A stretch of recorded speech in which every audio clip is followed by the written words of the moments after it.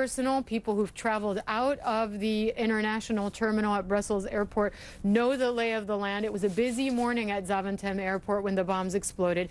Here is what happened. Just as a reminder, here's what happened in the terminal moments after the attack.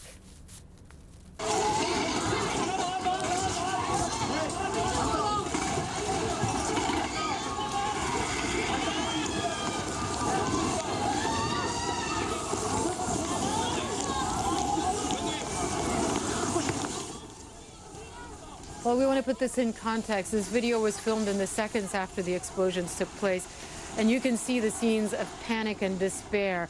Now, warning that some viewers may find the next video disturbing. Pictures and sound from the other attack that caused, in fact, more damage in terms of loss of life at the metro station.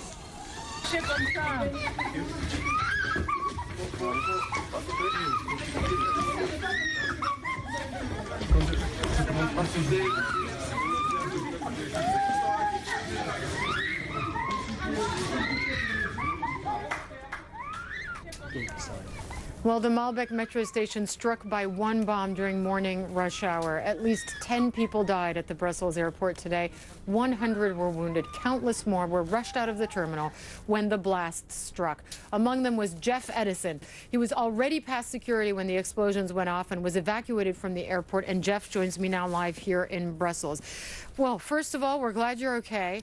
What were you able to hear and see from your vantage point? Well, where I was already, I'd already been through the check-in area about 5 minutes before the blast took place. So I'd gone through security. I was approaching to the departure gates. So I first noticed something was happening when a flood of people started rushing past. But no one was aware of what was going on. I asked employees around me what was happening, and nobody really knew what was going on.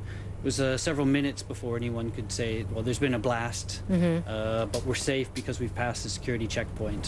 So they made us wait there. They said they had a message from the federal police that we should all wait there until we got orders to evacuate. And describe the chaos a little bit, because you didn't hear the explosions, right? Because you were already past security.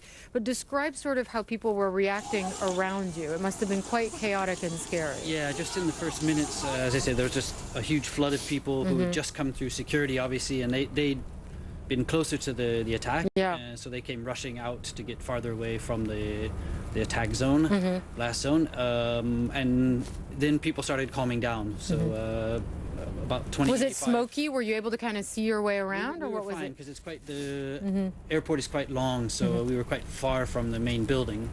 But it was only about 30 minutes later that we were told actually what had happened, that there were injured people in the main building, and that we were able to actually start the evacuation. And there were thousands of people waiting to evacuate from the airport, but where we were supposed to go was closed, so we were all sort of milling about waiting, with, again, very little news from the authorities. So you were evacuated from behind security lines out of the building, the terminal building? Yeah, we actually were evacuated onto the runway, walked along the runway, and then we're bused or walked back towards the main building, where we could then see that there was destruction, broken windows and things like that on the main building of the airport.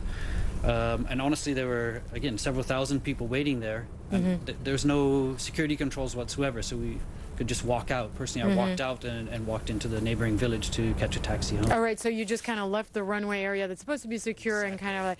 Would you live here in Brussels, by the way? So you travel in and out of that airport all the time? Regularly. Right, and so you kind of, it was a close call. Well, yeah, if I'd taken a taxi 5 minutes earlier, 5 minutes later, I would have been in it.